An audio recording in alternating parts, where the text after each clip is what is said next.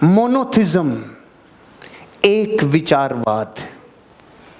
मुझसे बोलो, एक विचारवाद, एक विचारवाद, एक विचारवाद, एक विचारवाद। ये टेंशन मत लो कि समझ में तो आया नहीं, बुलवा रहे हैं, पहले बोल लो, मैं समझाने के लिए मैं हूं। एक विचारवाद। अब पहले से ज्यादा समझ में आया होगा। अभी कुछ नहीं बोला है मैंने, लेकिन आपको थोड़ा कि हाँ सही जा रहे हैं, सही जा रहे हैं।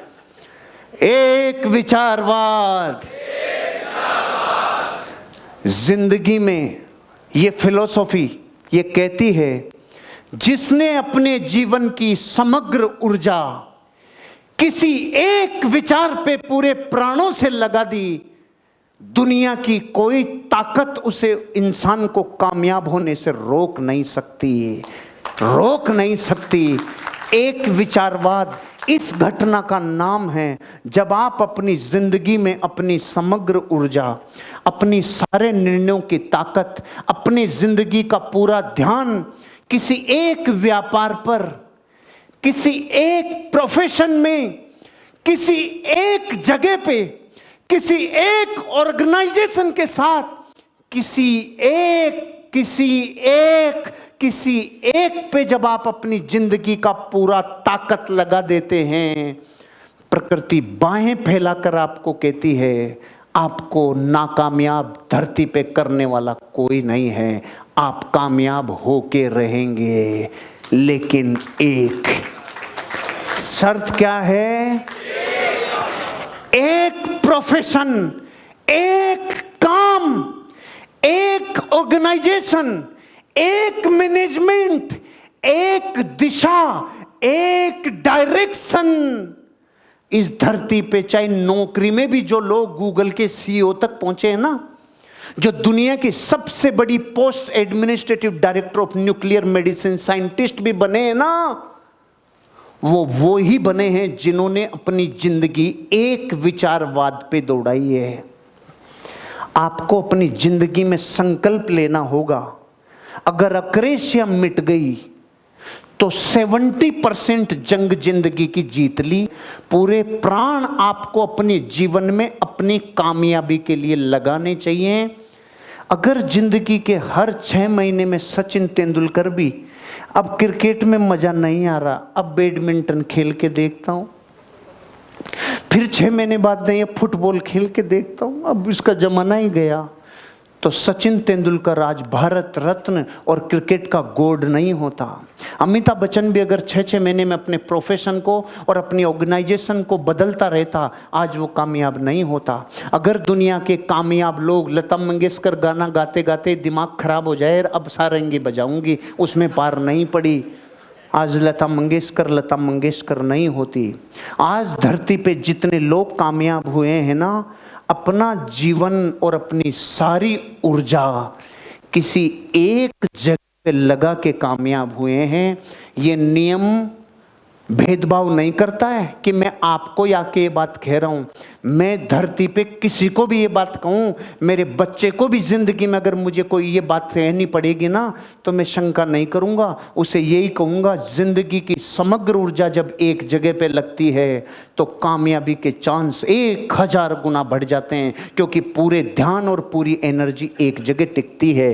तो एक विचारवाद के ऊपर मैं आपसे जिन पॉइंट पे बात करूँगा वो बिंदु एक साथ बता देता हूं, फिर पिक्चराइजेशन के साथ आपसे बात करूंगा। ये 6 बिंदु हैं जिस पे मैं आपसे बात करूंगा। एक साथ फोटो ले लो या एक साथ लिख लो, फिर समझाते हुए आगे चलूंगा। एक विचारवाद की इन 6 स्टेजेज के ऊपर मैं आपसे बात करने वाला हूं। एक विचारवाद की ताकत तब लगती है जब आपने अक्रेशिया मिटा ली हो। तो चलते हैं एक एक बिंदु पर। ऐसी अवस्था जब दिमाग में सटीकता से एक ही चीज होती है, कोई द्वंद्व नहीं होता, ऐसी स्टेज का नाम है एक विचारवाद। आपकी जिंदगी में रिलेट करके बताओ, अगर आप इस बिजनेस में कामयाब हो रहे हो, इस इंडस्ट्री में बहुत आगे बढ़ना चाहते हो, और आपकी डायमंड एंड अबव लीडर्स को आज सुभाष जी भाई साहब ने अपनी जिंदगी में, मैं इनको पिछले कई वर्षों से जानता हूं, मैं इनको 14-15 वर्षों से जानता हूँ, इनकी ज़िंदगी को मैंने गहरे से देखा है। इनकी कोमलता, इनकी विनम्रता, इनका भोलापन, इनकी ज़िंदगी में किसी काम के प्रति ललक को मैंने देखा है।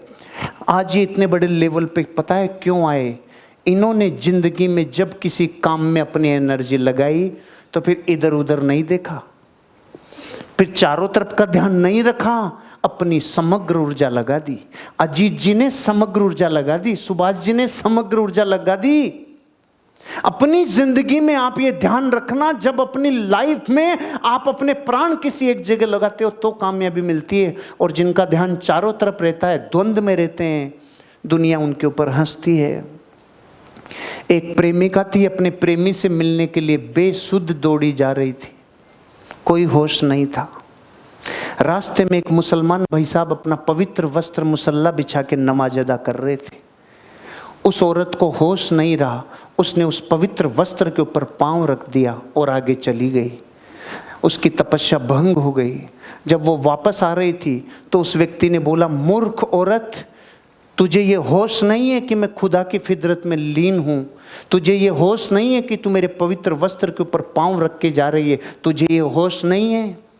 वो औरत सहम गई, उसने क्षमा मांगना चालू किया, आंखों में आंसू आ गए और सहमी आवाज में हाथ जोड़ के माफ़ी मांगते हुए बोली, मुझे माफ़ कर देना भाई साहब, मुझसे बहुत बड़ा पाप हो गया, मुझसे बहुत बड़ी भूल हो गई। लेकिन मेरे मन में प्रश्न ये चल रहा है, मैं सांसारिक प्रेम के बंधन में बंधित थी, मुझे नहीं पता चला तेरे मुसल्ले पे पाँव रख दिया। तू अल्लाह के प्यार में मस्त था, तुझे कैसे पता चला मैंने तेरे मुसल्ले पे पाँव रख दिया?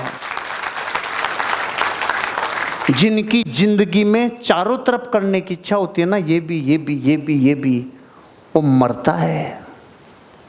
थोड़ा गोकुल कृपा से भी ले लूँ, थोड़ा उधर से भी कर लूँ, थोड़ा वो भी कर लूँ, थोड़ा ये भी कर लूँ, थोड़ा ये इधर से नहीं तो उधर से खोल लूँ, सीजन नहीं चल रहा तो ये कर लूँ, फोटो स्ट्रीट की लगा लेता हूँ, लोक मित्र खोल लेता हूँ, ये कर लेता हूँ, चल पार्ट टाइम में ये कर लेता हूँ। तू मरेगा, क्योंकि ये हैंड पंप है। इसको अगर रेस्ट दे दिया ना तो फिर वापस जीरो से पानी लाना पड़ेगा। ये हैंड पंप है, इसको लगातार दबा, परिस्थिति कैसी भी हो लगातार दबा, पूरे प्राणों से दबा, नहीं हालत खराब होगी।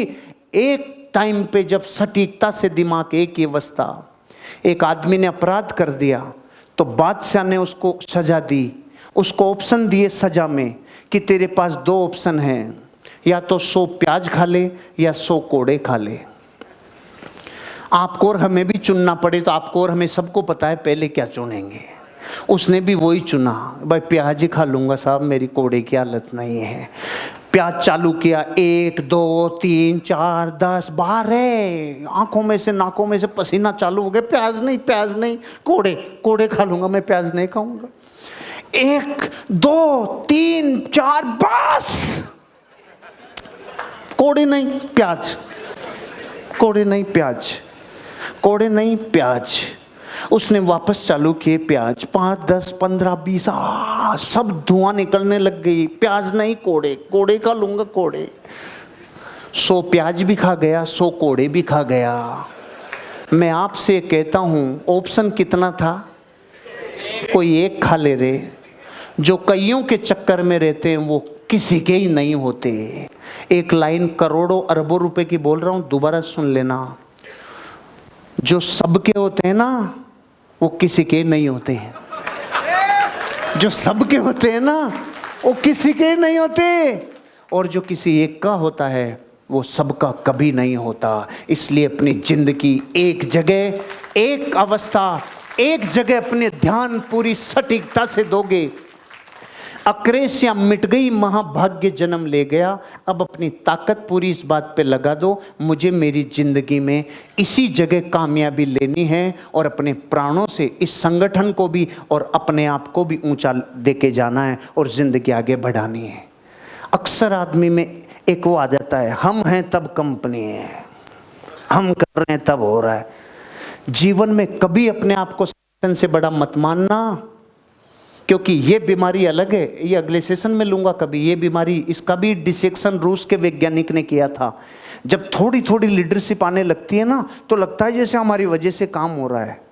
तो एक बार रूस का वैज्ञानिक था पाउलाव, उसने एक छिपकली के ऊपर अध्ययन किया कि जब ये छिपकली छत के ऊपर यूं लटकती है ना, तब ये क्या सोचती है, छत पे यूं लटकती है तो क्या सोचती है। तो उसने मस्तिष्क को खोला तो गजब का रिजल्ट आया। छिपकली ये सोचती है मैं हटी और छत पड़ी। पीछे पकड़ में नहीं आया, आ गया ना। और ये अवस्था जरूर आती है कामयाबी के रास्ते में, ये अहंकार जरूर आता है। मैं तो ऑक्सीजन इसलिए लेता हूं, मैं नहीं लूंगा तो बेचारी ऑक्सीजन का क्या होगा। और ऑक्सीजन कह रही है मुझे तू नहीं लेगा तो मेरा क्या होगा ये तो मुझे पता है, लेकिन मुझे नहीं लेने से तेरा क्या होगा कालिया ये तुझे पता नहीं है। कोई द्वंद्व नहीं चाहिए, कोई भ्रम नहीं चाहिए भैया। जिंदगी में ध्यान रखना ऑर्गेनाइजेशन से बड़ा कोई नहीं है। आपके डायरेक्टर्स को ये बात पता है, मैंने मेरी जिंदगी में कभी भी किसी काम को किया तो पूरे प्राणों से समर्पित होके किया। मैंने जिंदगी में ऑर्गेनाइजेशन को पहले नंबर पे रखा। आज भी आप चाहे किसी भी को भी देख लो, सामाजिक संगठनों के जो अधिकारी होंगे वो कहेंगे संगठन मेरे लिए पहला है।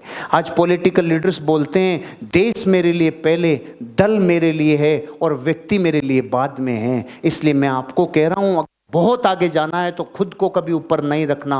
मेरी कंपनी, मेरी ऑर्गेनाइजेशन पहले, उसके बाद मैं हूँ। वो मुझसे जानी जाती है, ये बात ऑटोमेटिक मेरी मेहनत पे डिपेंड कर रही है, लेकिन मैं जिंदगी लगाऊंगा अपनी ऑर्गेनाइजेशन के लिए। कोई द्वंद्व नहीं, अपने प्रोफेशन से कोई दगा नहीं, अपने आप से कोई छल नहीं। यह है एक विचारवाद। एक और अवस्था एक विचारवाद की, आपका काम करने का जो फ्लो है उसमें निर्वाण हासिल करने की जबरदस्त कला देता है एक विचारवाद। समझो दोबारा,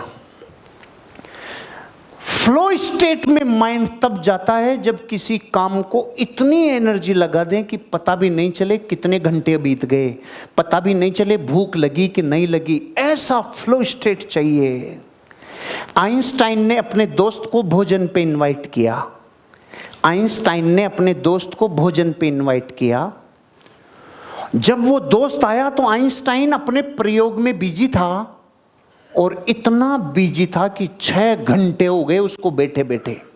उसने डिस्टर्ब नहीं किया, क्योंकि उसको पता है कि इस प्रोफेशन में आदमी को डिस्टर्ब नहीं किया जाता, क्योंकि वो फ्लो स्टेट में चला गया। दुनिया से इंसान 95 से 5 में तब जाता है ना, तो अपने काम में इतने प्राण लगाता, इतनी मोहब्बत, इतना प्रेम, इतनी प्यास के साथ उस काम को करता है कि फ्लो स्टेट में चला जाता है। तो आइंस्टाइन जब 6 घंटे बाद फ्री हुआ तब तक वो खाना खा चुका था। वो जो दोस्त आया था वो खाना खा चुका था, बर्तन वहीं रखे थे। तो आइंस्टाइन आकर देख के ऐसे बोला, मां कसम ये बर्तन अगर सबूत नहीं होते तो मुझे पूरा यकीन है कि मैंने अब तक खाना नहीं खाया। मैंने नहीं खाया, लेकिन ये बर्तन कह रहे हैं कि मैंने खा लिया। कुछ समझ में आया? जिंदगी में एक विचारवाद इसको कहते हैं कि अपने काम को करते टाइम इतना प्यास, इतने प्राण लगा दो कि आपको ये होश नहीं रहे कि आपने खाना खाया कि नहीं खाया। एक विचारवाद वाले ही पहुंचेंगे, नहीं तो भारत में गली गली में अरबपति मिलते। क्यों नहीं मिलते? क्योंकि ध्यान चारों तरफ रहता है। उसका किसके साथ, उसका किसके साथ, वो किसको लेके भागा है, उसका क्या चल रहा है, उसका भी हुआ कि नहीं हुआ, और उनका क्या चल रहा है। अरे वो उनका भी नहीं, वो तो वो भी साले निपट गए दिखते हैं, वो भी साले निपट गए दिखते हैं, वो भी। ये वायरस तेरे अंदर जब आएगा ना, किसका किसका किसका। अरे फ्लो स्टेट वाले दुनिया पे ध्यान नहीं देते भैया, क्योंकि ध्यान रखना, इतने लोग बर्बाद वो नहीं हुए जो बर्बाद हुए हैं, वो बर्बाद हो गए जो बर्बादी वाले की व्याख्या करते हैं। इतने मौत से नहीं मरे जितने मौत के भय से मरेंगे। क्योंकि हर दौर को मैंने मेरी जिंदगी में 39 साल की उम्र है, मैंने जी लिया। मैंने पीक देख लिया, मैंने बॉटम देख लिया, मैंने पीक और बॉटम कई बार देख लिए। फिर मैंने पीक बॉटम प्लूटो देख लिया, peak bottom Pluto, peak bottom Pluto, Pluto peak bottom, Pluto peak bottom. ये सब देखने के बाद आपको कह रहा हूं, फिर भी अपनी एनर्जी एक ही जगह, ध्यान भंग नहीं, इधर उधर पड़ोसियों की तरफ देखने की जरूरत नहीं, उसका भी नहीं बकरा, इसका भी नहीं, तो फिर तेरे क्या खुजली चल रही है, बैठ जाना तू भी घर पे शांति, मरेगा। अगर लक्ष्य से भटकना है तो दुनिया को देख ले, क्योंकि दुनिया आपको देख रही है, आप उसको देख रहे हो, साला दोनों ही नेगेटिव हो रहे। अरे मर सम्मट पाट मत तना चाटू, तू मन चाट ले साले, मर ले ना। ऐसा नहीं कभी जिंदगी में। एक विचारवाद का सिद्धांत कहता है पूरे प्राण एक से। मुझे 19 साल में याद नहीं है मैं कितनी शादियों में गया होगा, कितनी शादियां मैंने मेरी जिंदगी में छोड़नी पड़ी होगी, कितने जन्मदिन छोड़ने पड़े होंगे, कितनी पार्टी छोड़नी पड़ी होगी। मैंने जिंदगी में कभी चौराहे पे खड़े होकर बात नहीं की। मैं इतना सा था तब से मेरे गांव के चौराहे पे लोग ताश खेल रहे हैं, उनके वो बड़े हो गए, उनके बच्चे भी वही खेल रहे हैं, उनके भी वही खेल रहे हैं, लेकिन मैं देखता जा रहा हूं उनकी जिंदगी और मेरी जिंदगी। अगर मैं भी यही ध्यान देता, यार ये रोज ताश खेलते हैं, कितना आनंद आता होगा, बैठते होंगे चौराहे पे सबकी, कभी नहीं। एक विचारवाद वाला आदमी जीवन में कभी दूसरों की तरफ ध्यान भी नहीं देता। इतना सा ध्यान भंग और आपका ध्यान नीचे आ जाएगा, आपकी ग्रोथ नीचे आ जाएगी, क्योंकि तरफ मत देखना। इसको कहते हैं निर्वाण हासिल की करने की कला। निर्वाण मतलब अपने परम लक्ष्य तक पहुंच जाता है आदमी कब? जब एक विचारवाद की अवस्था फ्लो स्टेट में गुजर जाए। कौन से स्टेट में? फ्लो स्टेट में। यह है माइंड की अवस्था का नाम। एक और पॉइंट, ऊर्जा और ध्यान की सारी शक्तियां एक ही विषय पे केंद्रित हो। पता है आपकी सेल डाउन क्यों आई होगी? इसलिए नहीं आई, आपको भ्रम है, आपको भ्रम है कि मार्केट मंदा है, वो ऐसे हो गया, वो वैसे हो गया। इसकी वजह से तो 5% ही आई है, बाकी तो भय से आई है। एक गांव था, एक साधु गांव के मेन रास्ते पे बैठा था। अचानक काली सी आंधी आई, तो उसने पूछा तू कौन? कि मैं मौत। अरे बाप रे, क्या लेने आई है? कि मुझे 10,000 लोगों की जरूरत है। अच्छा ठीक है, कि 7 दिन रुकूंगी, 10,000 लोगों को लेके जाऊंगी। 3 दिन हुए और 40,000 तो निपट गए। 3 ही दिन हुए, 40,000 निकल लिए। बाबा को टेंशन हो रही है, 7 दिन के लिए बोला था और 10,000 बोला था, 3 दिन में निपट लिए 40,000। जब वापस जा रही थी तो 75,000 को लेके जा रही थी। तो उसने पूछा रुक रुक रुक, तूने बोला था 10,000 लेके जाऊंगी, तू 75,000 लेके जा रही है, तेरा क्या है, कोई वादा है तेरे? अरे कि मैंने तो 10,000 ही लिए हैं, बाकी तो मेरे भैंसे ही निपट गए साले। नहीं समझ में आया?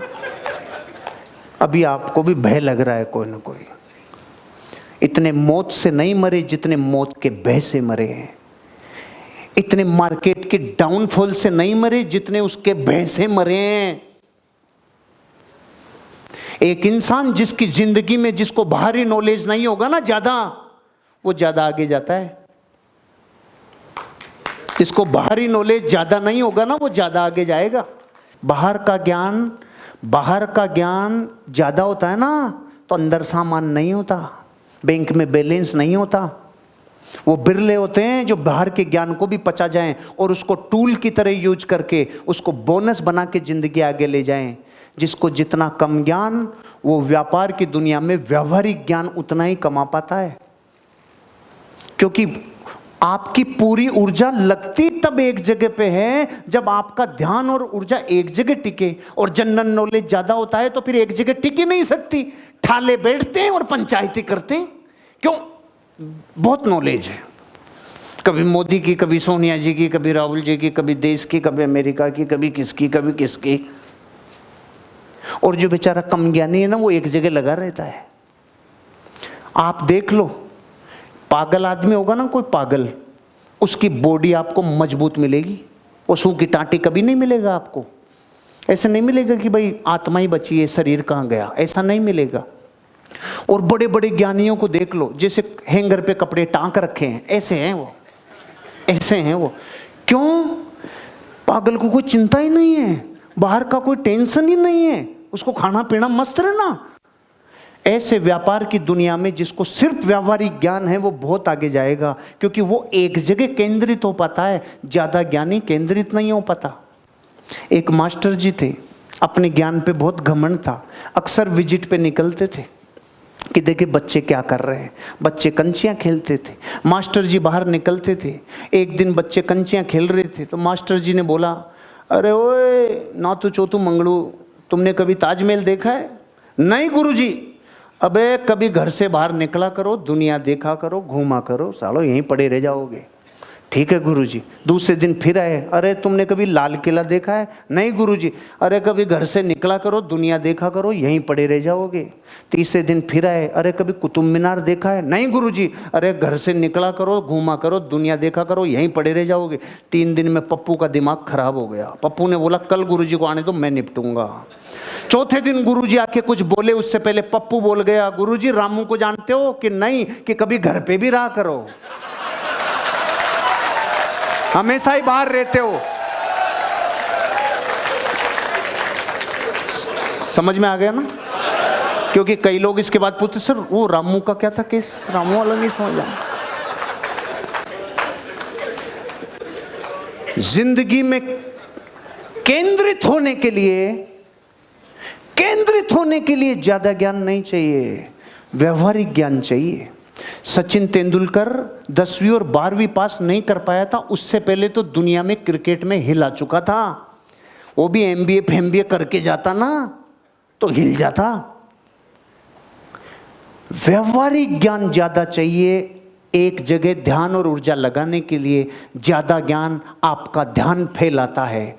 प्रकार होता ना, प्रकार, बचपन में अपन पड़ोसी के चुभोते थे प्रकार। आप नहीं चुभोए? मैं तो चुभाया हूं, मैं तो एक दिन ऐसे रख दिया था। चलो सुनो, ये प्रकार जितना फैलाओगे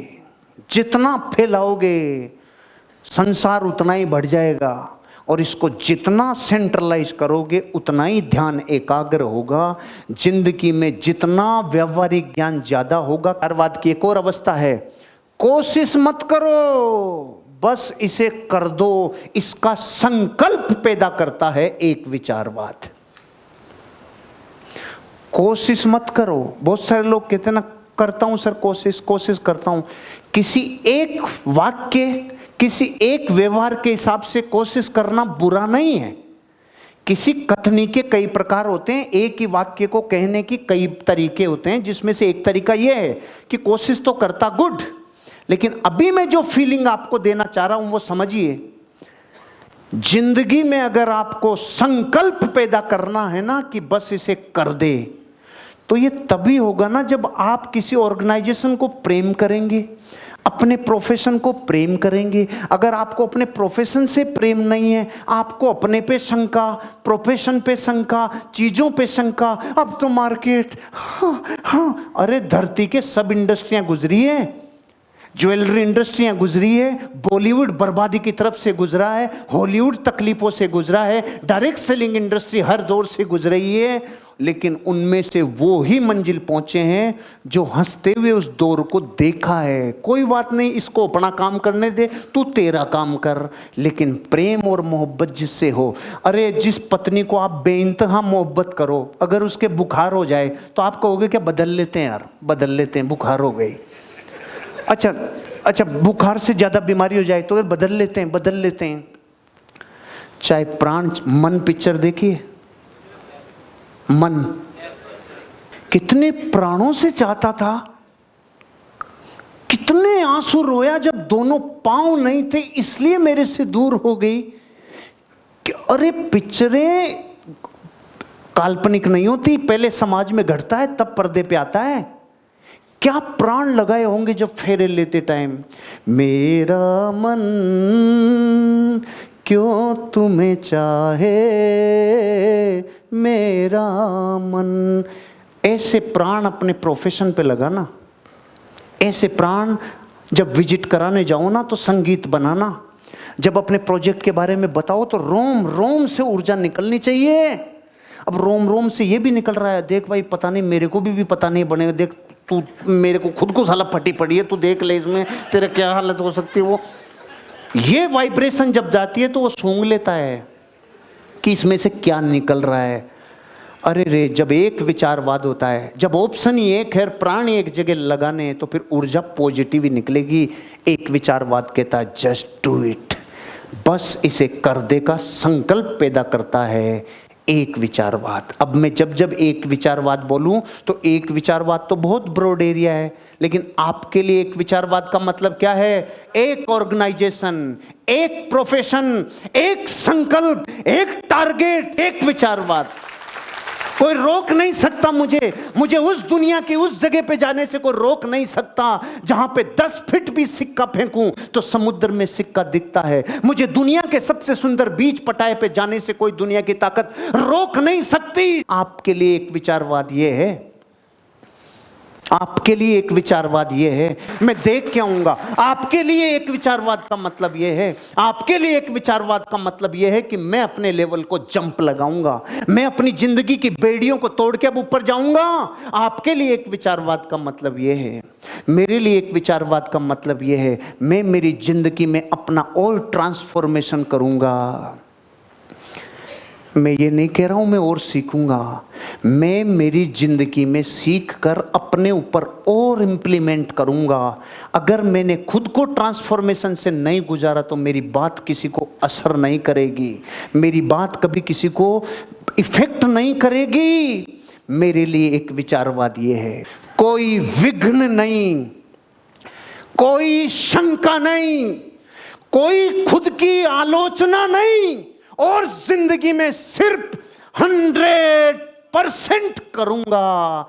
ये अवस्था लाता है एक विचारवाद। विघ्न हरण मंगल करण, सुना है? जिंदगी में कोई भी विघ्न हो वो तब दिखता है जब सपने ओझिल हो जाते हैं।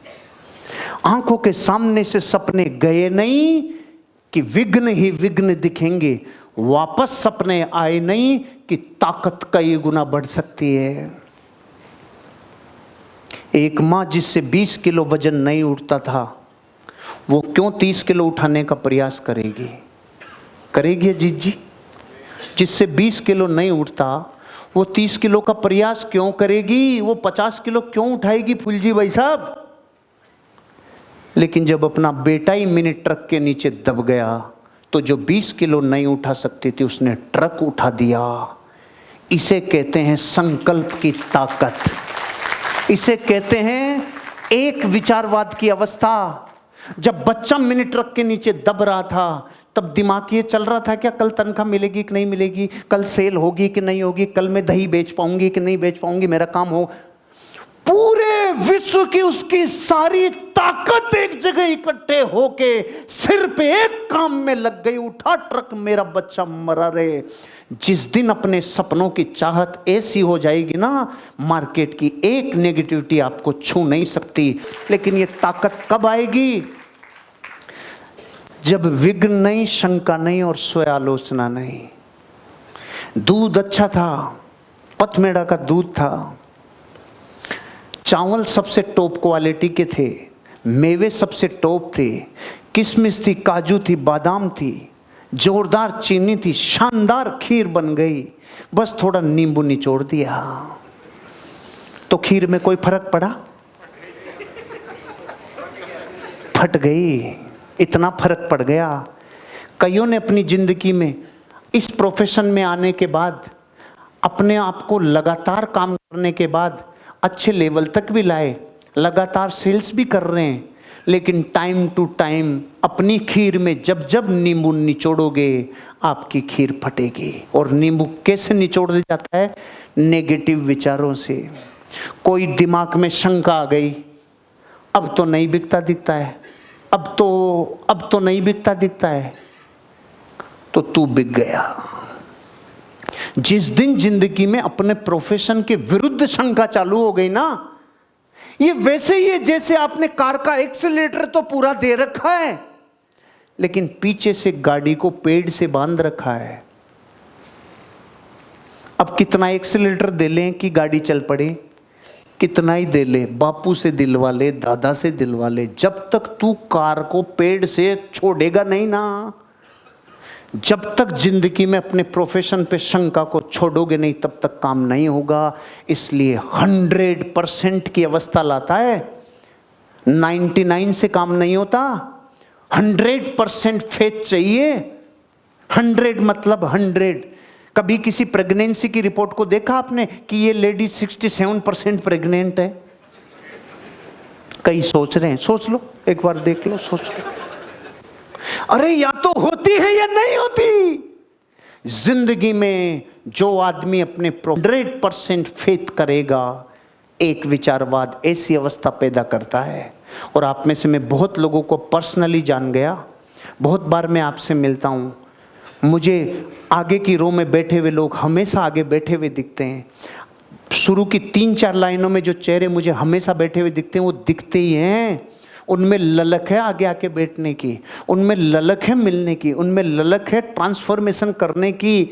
आप में से बहुत सारे चेहरों को हमेशा उत्साहित देखता हूँ, हमेशा गेनिंग मोड में देखता हूँ, हमेशा जिज्ञासा से भरा हुआ देखता हूँ, क्योंकि वो एक विचारवाद पे हैं, वो 100% वाली अवस्था में आ चुके हैं। आप जो हैं, जो पहली बार आए हैं, उनको भी इसी मोड पे आना चाहिए। जिंदगी 100% फेथ वाली अवस्था पे आए। काम धरती का कोई हो, 99 से कभी पार नहीं पड़ेगी, 99 से नहीं होगा, 100 मतलब 100। और अंतिम बात एक विचारवाद की, जिंदगी में एक तकनीक का इस्तेमाल करो जिसका नाम है पोमोडोरो टेक्निक। क्या नाम है? मजा नहीं आया? पोमोडोरो बोलो ना। अगर ये याद भी नहीं रहे ना आपको, तो ये याद करने की टेक्निक है। जब मैं मेमोरी क्लासेस लेता हूं तो उसमें तकनीकें भी बताता हूं, आपको भी बताता हूं।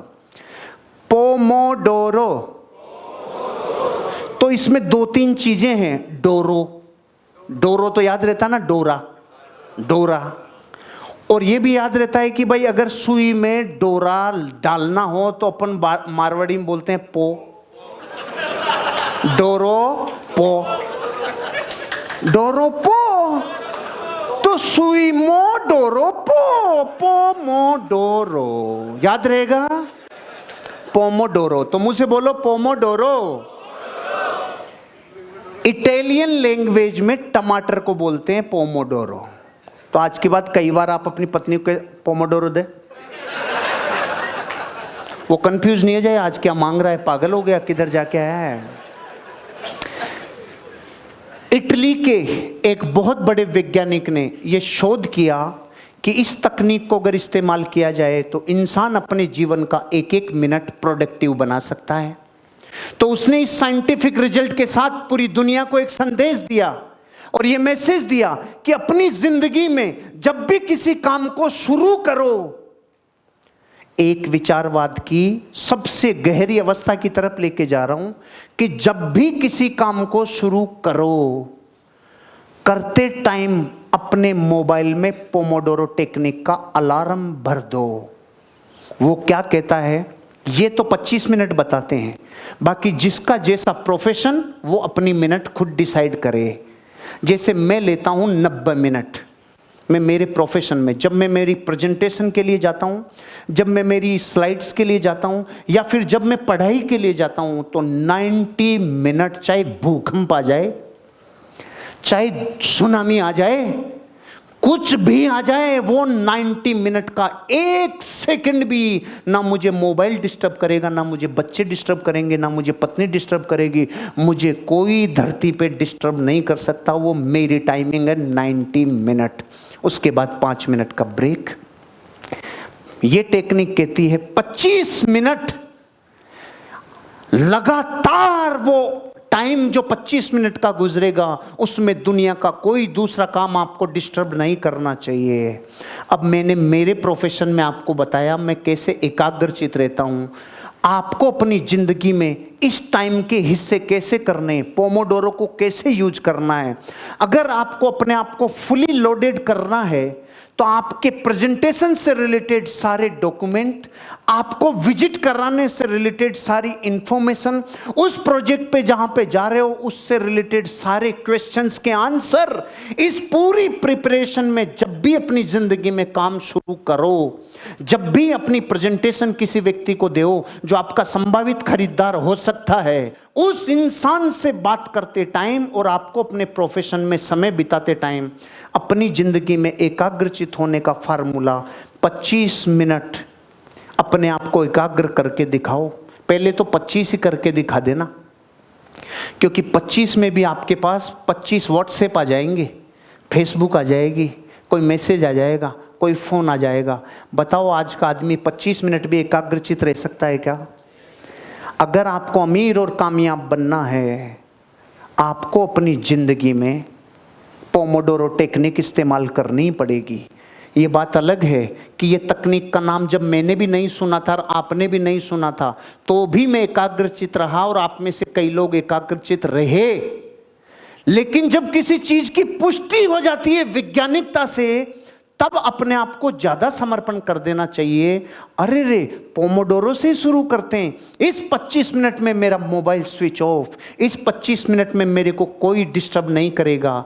और यही 25 मिनट जिस दिन बढ़ती हुई जाएगी ना, आप अपनी जिंदगी में संकल्प की तरफ उतने ही बढ़ते जाओगे। पहले 25 मिनट का संकल्प, लगातार 25 मिनट, उसके बीच में कुछ भी नहीं आना चाहिए, फिर 50 मिनट, फिर 90 मिनट, फिर 2 घंटे, फिर 3 घंटे, अपने आप को बढ़ाते चले जाओ। जितना एकाग्र होते जाओगे आपके बैंक में पैसा उतना ही आता जाएगा, आप उतने ही कामयाब होते जाएंगे, आपकी तरक्की उतनी ही होती जाएगी।